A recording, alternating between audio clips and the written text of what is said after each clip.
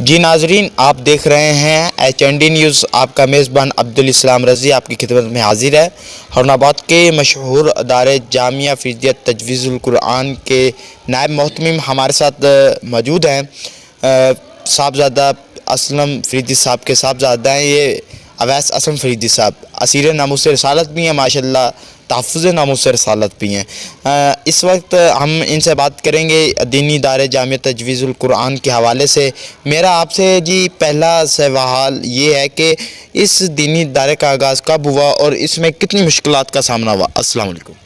وعلیکم السلام ورحمۃ اللہ وبرکاتہ. جی ماشاءاللہ، سب سے پہلے تو میں شکر گزار ہوں میرے برادر اکبر بھائی عبدالاسلام کا، اس کے بعد HND نیوز کا اور HND نیوز کی پوری ٹیم کا، اور CO صاحب میاں سیب صاحب کا بھی. اور مجھے دلی خوشی ہوئی کہ اب سوشل میڈیا کے یہ جو چینل ہیں ان کی توجہ دینی اداروں کی طرف بھی آئی، ورنہ آج کل کا تو سوشل میڈیا یہ تو صرف بری چیزوں کا دکھانے کے لیے رہ گیا ہے. یا تو یہ صرف چوری اور ڈکیتی ان کی نیوزیں دیتے ہیں، اور یا دیتے ہیں تو جناب آپ کے ساتھ زیادتی ہوئی تو ان لوگوں کے ساتھ ہی جاتے ہیں. تو اب یہ مجھے واقعی میں دلی خوشی ہوئی ہے کہ آپ یہاں پہ ادارے میں تشریف لائے اور انٹرویو کے لیے تشریف لائے. آپ نے ماشاءاللہ پہلا سوال کیا ہے کہ دینی ادارے کا آغاز کب ہوا اور کتنی مشکلات کا آپ کو سامنا آیا ہے؟ جی بالکل.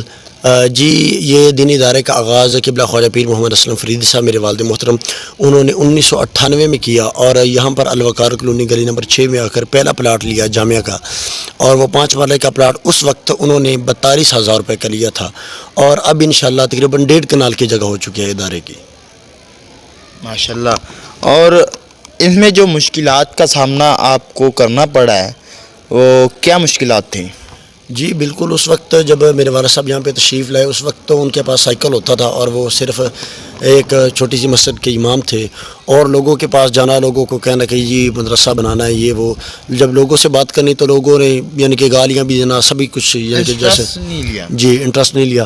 تو اس وقت میرے والد محترم نے کافی کوششیں کی اور اپنی کوششوں کو جاری رکھا، اور جیسے ہی وہ اپنی کوششیں کرتے گیا، اور آج آپ دیکھ رہے ہیں کہ تقریباً 22 سال ہو چکے ہیں، 22-23 سال. تو اس وقت ہارون آباد کی سب سے زیادہ جامعہ کی تعداد ہے، ان میں سے ہمارا جامعہ سب پہ ٹاپ پہ ہے، سب سے ٹاپ پہ ہے. یہاں کی تعداد تمام جامعات کی تعداد سے سب سے زیادہ ہے. اچھا، اس دینی ادارے کے ساتھ ساتھ سکول بھی ہے، تو سکول کے تو اخراجات ہی بہت ہوتے ہیں، تو اس میں آپ کو کون کون فنڈنگ کرتا ہے؟ کیا گورنمنٹ بھی آپ کو کوئی وظیفہ وغیرہ دیتی ہے؟ جی بالکل، آپ کی بات درست ہے. یہ اسکول کے اخراجات وغیرہ تو بالکل آپ کی بات ایسی ہے، بہت زیادہ ہوتے ہیں، لیکن ہمیں گورنمنٹ وغیرہ کوئی فنڈ نہیں کرتی. اور یہ اسکول پرائیویٹ ہے، لیکن پرائیویٹ بھی اس طرح ہے کہ ہم لوگ بچوں سے فیس وصول نہیں کرتے. یہ صرف جو بھی استاد کرام کی تنخواہ کہہ رہے ہیں، بجلی کا بل جو کچھ بھی ہے وہ ہم اپنی جیب سے دے رہے ہیں. جو بچے ادھر زیر تعلیم ہیں کیا آپ ان کو کھانا وغیرہ بھی دیتے ہیں؟ جی بالکل. جو بچے زیر تعلیم ہیں یہاں پہ ان کو کھانا، رہائشی، ہر چیز ان کو یہاں پہ مہیا ہے، اور جس چیز کی ضرورت ہے یہاں تقریباً ہمیں میڈیسن وغیرہ ہر چیز کی سہولیات یہاں پہ موجود ہے. اور جیسے ہی بچوں کو ان کو کوئی بیماری وغیرہ ہوتی ہے تو میڈیسن بھی دی جاتی ہے، اور بچوں کو فوراً ہاسپٹل بھی لے کے جایا جاتا ہے. اس دینی ادارے میں کتنے اساتذہ کرام اور کتنے بچے زیر تعلیم ہیں؟ جی بالکل. استاد کرام تقریباً یہاں پہ 13 تعداد ہیں جو جینٹس کی ہیں، اور 3 لیڈیز ہیں جو یعنی کہ بچیوں کو پڑھاتے ہیں، اور بچیوں کی تعداد ہے 120، اور جو بچوں کی تعداد ہے وہ تقریباً 160 کے قریب ہے جو بچے یہاں پہ ہیں. اور جو رہائشی بچے ہیں وہ 80 کے قریب ہیں، اور جو بیرونی یہاں سے محلے کے اور نوبہ سے تشریف لاتے ہیں وہ تقریباً 80 کے قریب ہیں، اور 160 بن جاتے ہیں تقریباً. اچھا، اس ادارے کا پورا مہینے کا ٹوٹل خرچے کتنے ہیں؟ اس مہینے کا ٹوٹل خرچ تقریباً ایک مہینے کا ہمیں 2 لاکھ روپیہ تو تقریباً خرچ بن جاتا ہے، اور باقی لوگ یعنی کہ فنڈ وغیرہ میں کرتے ہیں، اور یہ لوگوں کے چندے پہ انشاءاللہ یہ پورا ہو جاتا ہے. اچھا، آپ کو جو یہ چندہ ہے یہ کون کون پے کرتا ہے؟ جی چندہ ہمیں یہاں پہ تقریباً ہمارے ہارون آباد میں کافی لوگ دوست ہیں یہاں پہ جو کافی یعنی کہ احباب ہیں. کیا آپ کے ساتھ انجمن تاجران بھی تعاون فرماتی ہے؟ جی انجمن تاجران باقاعدگی سے تو یعنی کہ ایسا کوئی ان کی طرف سے ایسا فنڈ نہیں آیا، لیکن باقاعدہ کچھ لوگ ہیں جو یعنی کہ ہمارے ساتھ تعاون کرتے ہیں. اچھا، اس میں کوئی غلہ منڈی والے، آڑتی، دوسرے بھی آپ کے ساتھ ہیں؟ جی بالکل. غلہ منڈی کے آڑتی وغیرہ تمام یہ جو ہیں یہ ہمارے ساتھ اٹیچ ہیں، اور یہ ہمیں یعنی کہ اپنا فنڈ وغیرہ دیتے ہیں، اپنا عشر وغیرہ زکوٰۃ وغیرہ میں ادارے کو آتی ہے. اچھا، تو ادارے کے جو محتمم صاحب ہیں مجھے تو ایسے لگتا ہے کہ وہ سارا دن محنت میں ہی بچوں کے لیے ادارے کے لیے سارا دن بزی رہتے ہیں, مصروف رہتے ہیں, کبھی کدھر کبھی کدھر. جی بالکل اسی طرح ہے. تو پورے ادارے کا نظام چلانا کوئی آسان کام نہیں ہے.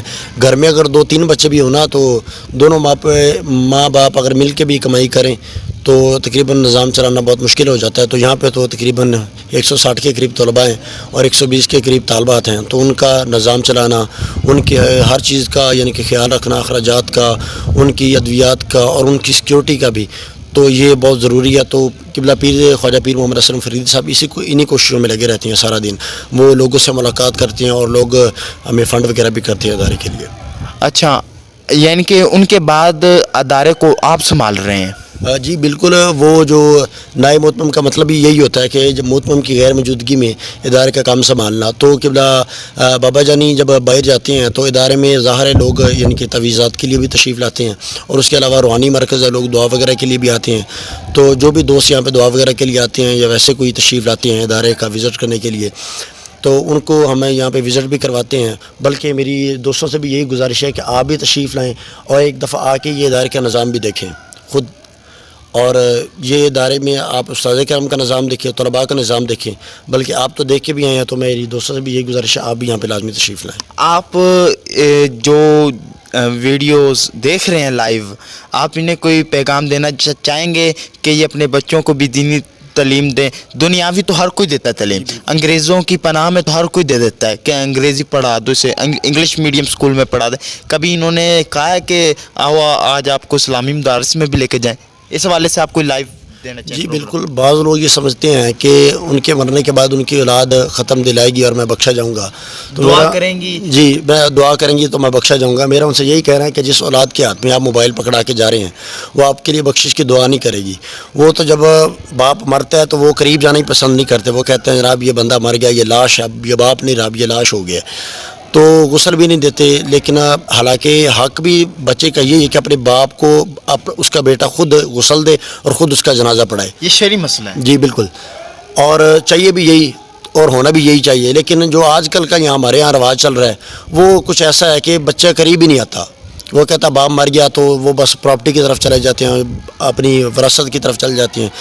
تو وہی یعنی کہ سارا اس کی جائیداد وغیرہ پہ قبضے کی سوچ ہوتی ہے.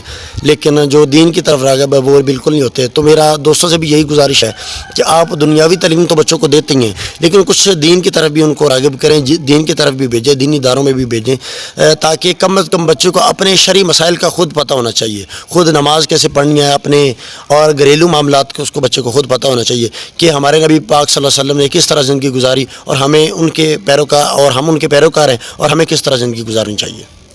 جی جیسے کہ ہمارے ساتھ نائب محتمم جامعہ فریدیہ تجویز القرآن کے اویس اسلم فریدی صاحب موجود تھے, ہمارے ساتھ لائیو گفتگو کر رہے تھے. ان کا کہنا ہے کہ اپنے بچوں کو بھی دینی تعلیم دیں اور مدارس کے خرچ اخراجات بہت ہو چکے ہیں, ہماری تنخواہیں ادھر ہی ہیں, بڑی نہیں ہیں, اور ان عوام کو چاہیے کہ خود تعاون فرمائے علماء کرام سے. علماء کہتے نہیں کسی کو بھی, ان کو خود ہی سوچنا چاہیے کہ علماء کی جو ہے تنخواہیں بڑھائی جائیں. میں آپ سے یہاں سے ایک اور سوال پوچھوں گا آپ سے کہ آپ بھی کچھ تنخواہ لے رہے ہیں ادھر سے؟ نہیں جی, میری بھی کوئی تنخواہ نہیں, اور خواجہ پیر محمد اسلم فریدی صاحب جو ادارے کے محتمم ہیں ان کی بھی کوئی تنخواہ وغیرہ نہیں ہے. اچھا, جیسے کہ گاؤں میں اور دوسرے چھوٹے موٹے شہروں میں مساجد ہیں, اور اپنے شہر میں ہارون آباد میں بھی مساجد, ان میں امام مسجد کی خادم کی تنخواہیں تھوڑی ہوتی ہیں. کتنی ہوتی ہیں ٹوٹل؟